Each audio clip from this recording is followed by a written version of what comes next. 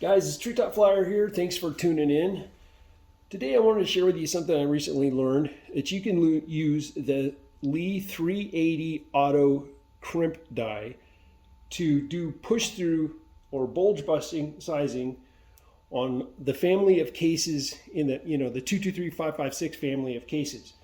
This is most important, I think, for the 300 Blackout and people who fire and load supersonic in the 300 Blackout, because we start to get a little case head swelling and we lose primer retention on that. So this can help restore that and extend the life of those cases.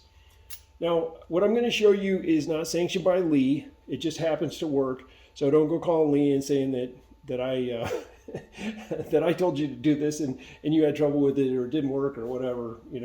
As always, I'm a sample size of one. So before we get into too much here, I just want to say, it's important for me to say I use a lot of Lee products, but I'm not associated with them in any way. They don't pay me. I have no contact with them. They don't send me free stuff, so that's important. Second of all, don't forget to check us out over at the Reloaders Network. There's a lot of good guys over there doing a lot of great work. And also, I recently put up a channel on Rumble with all my old content, stuff that I can't have on YouTube anymore. So I appreciate if you wouldn't mind going over there and signing up for the channel, subscribe, like something, make a comment. It's kind of lonely over there so far, but I think we are going to need a place to do this type of content. So we'll get on to it here. So this is going to take a little bit of explanation. So if you're not familiar with Lee crimp dies, they're handgun crimp dies. They're really nice. I like them. They have this hard carbide ring down here at the base. Now when you do your crimp feature, in the standard use of this, you adjust your crimp here and then you adjust this down to the shell holder so it stops all the way down. Now what that does, I don't have a 380 to show you, so I'm just going to stick this in here, but what that does is as you come down to the shell holder, this piece right here goes all the way down the brass and kind of fixes any bulges or anything that might keep it from chambering after seeing a bullet. Now remember, this is for handgun use, so sometimes you get those little bulges. Well, this will help with that. So they also use this in a different way in what they call bulge busting. So you take it apart like so, take the stuff out of it, and you leave it open and hollow, and then you thread it in, and now it becomes a push-through sizer. So for that same 380 case, there's a kit. If you don't do bullet sizing for casting, you don't have one of these handy pins like I do, that came with a kit here. If you don't have one of those, you can get this bulge buster kit, and I'll put it up here. And it comes with one of these little, containers that you can use for it. And the idea is that you do push through, and you just push the case through the die, and it by going all the way through, you get this part of the case that you don't normally have access to with your resizing die. So it's really helpful on things like 40 Smith & Wesson, 10 millimeter, that if you pick up brass that's fired in an unsupported chamber, and you want to return it back. So anyway, that's the concept here. But what we're doing is we're going to use it with the 5.56 or 5.56 223 family of cartridges, because it just so happens that a 380 is almost exactly the same size down here where it counts. So it'll just pass right through nicely, just like so. Anyway, that's pretty much it. Now where you might use this is if you get a hold of some surplus, 5.56 Lake City or something, military surplus that may have been fired in automatic weapon with a loose chamber where it kind of gets blown out. You could use this like you would use a RCBS small base die. It would accomplish basically the same thing.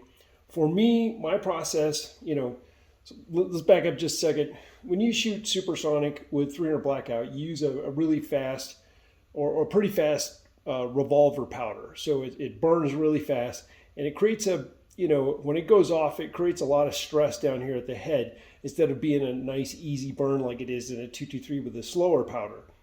So the case heads on a Blackout, they really take a beating for supersonic. So my process for some time has been that I got to where I would just come home after, brass has been fired a few times. I'd come home and I would just check them before I invested any effort in them. And I'd just stick a primer punch pin up inside them, hit the flash hole. And then if I could shove a primer out like I did right there, I'd just throw them in my recycle bin. And I periodically, over the years, I'll recycle brass. You can see there's my thing there. And then I learned about this and I thought, well, you know what? I'm going to go back through my recycle bin and I'm going to try to recover as much of that old 300 Blackout brass as I can.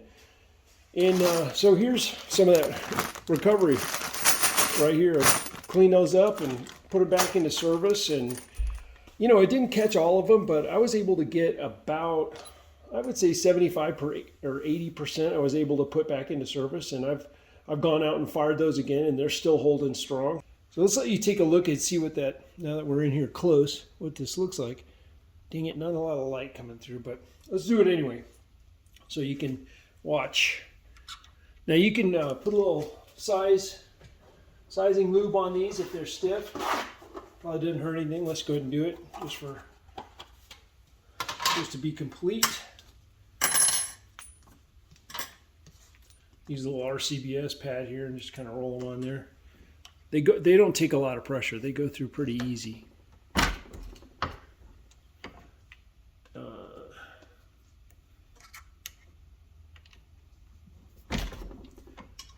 Once you get the rhythm, you can just punch these out or punch them through. Now, I think you want to do this with the primers removed. You certainly don't want to do it with live primers. I think you get better, use out of it if you do. Oh, those got plugged up in there.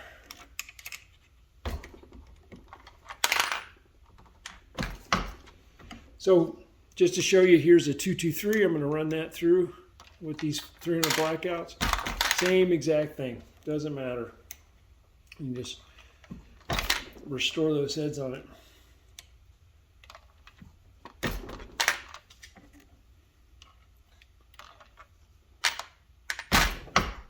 And that's what it looks like, guys. I have to give props to a fellow by the name of Mark A, who commented on an old video I had. And in the video, I talked about the RCBS small base die and how some people, back in the day when we were first making brass, nobody was producing it for the 300 Blackout. A lot of people had trouble with snug chambers and trying to convert brass with, your basic run-of-the-mill dies.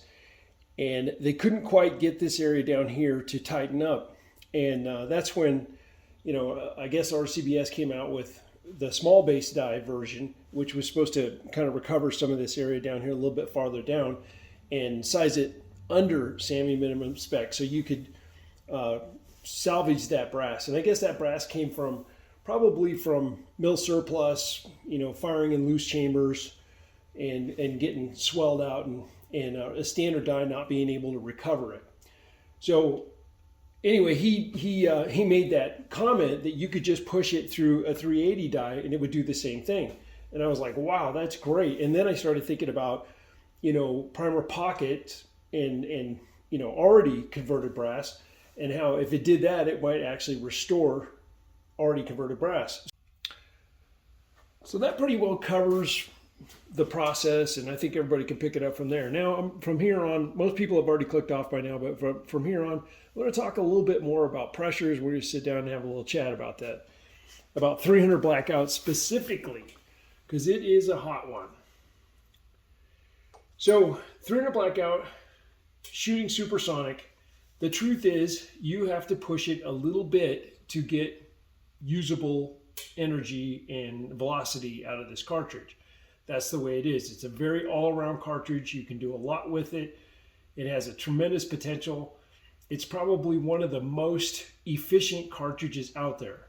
But if you want to, like, say, hunt with it with a 125 grain bullet, I like to see performance around 2250 feet per second at the muzzle. That gives you, that's still a pretty solid, round. It's a 30 caliber round. with more energy than a 5.56 round, for instance. So it's just, it's all about how you look at it. But for me, I think it needs to be, in my application, I think it needs to be around 2250. That's what I shoot for. And that's well within published maximums. Now, the thing is, on these little cases and using powders like H110 that burn really, they're basically big bore revolver powders that we use in these small cartridges as rifle powder.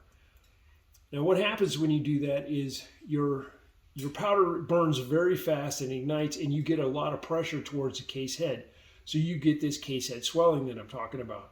Even within your, what I would say is well within book values. Let's put it that way without getting specific.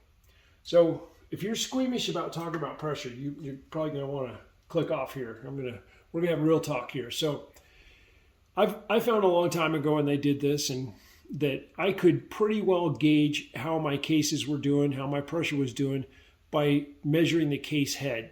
And I could tell during a load workup if I was experiencing pressure better than looking at the primers, because they all come out kind of flat on a supersonic 300 Blackout. But you could take, if you catch it, hopefully you can see that.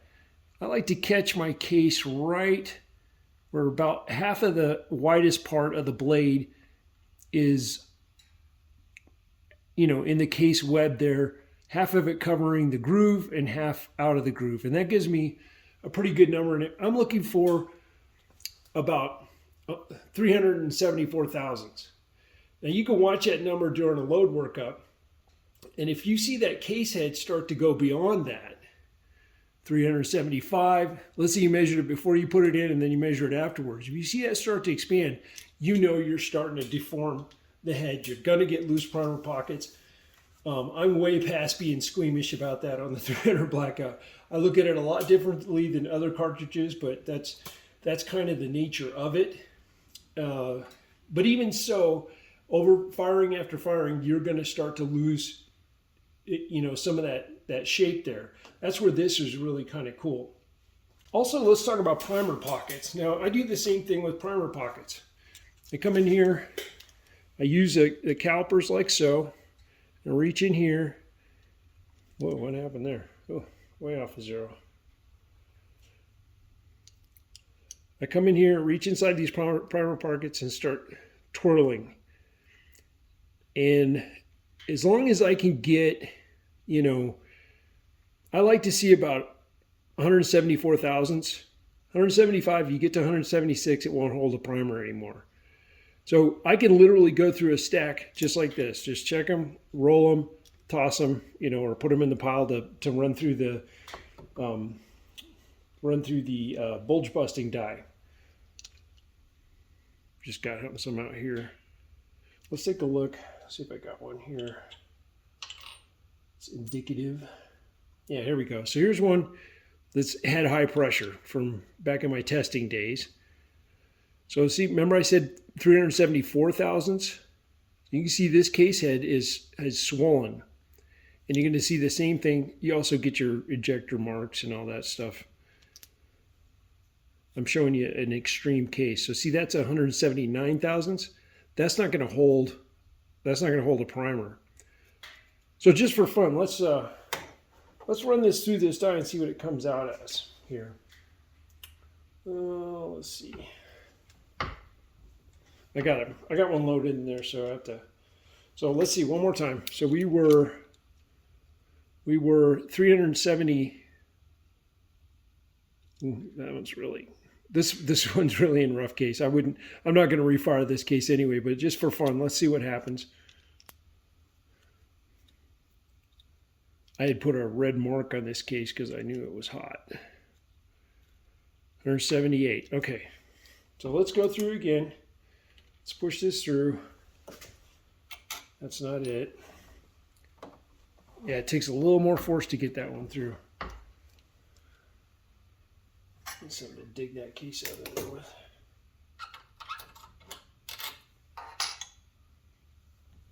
Yeah, you're not going to fix them all. I'm going to run it through again. All right, let's see what this comes out as.